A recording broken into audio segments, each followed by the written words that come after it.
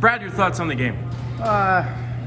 It's frustrating when I thought we mental fatigue maybe a little bit and spent too much time in the penalty box, and it wasn't an undisciplined nature. It was,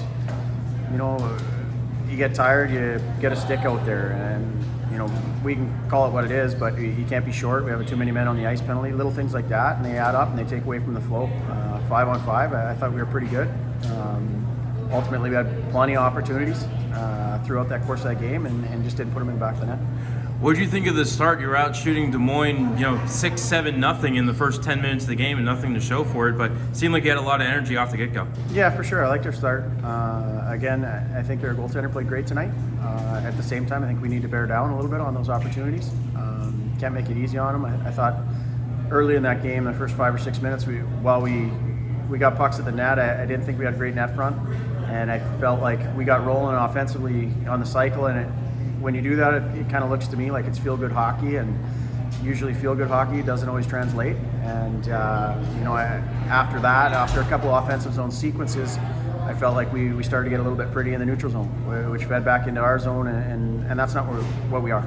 We're not cute, and we want to be hard to play against. We want to move the puck fast and advance zones fast, and I felt like we got away from that probably the last 10 minutes of the first, and then you kill a few penalties, and we got back on it. And I liked our third. I thought we had plenty of opportunities, not only when it was 2-2, when it was 3-2 and 4-2, and ultimately didn't score.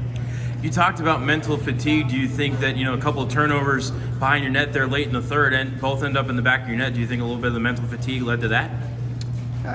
You can say that, but I mean, what's mental fatigue? I know I said the word, but we played last night. It's a big emotional win. This league being a developmental league, sometimes that's the hardest thing to teach or to talk about is, you need to hit that reset button. You need to be able to do it on a daily basis, and sometimes the lessons you learn aren't always the ones that you want to. Seemed to me like Matt Cassie had a slow start to the season, but here in maybe the last 6-8 games has really hit his stride, found the net for you tonight, and almost gave you a 3-2 lead with a shot off the post. How has Matt looked so far this season for you? Yeah, he's been great.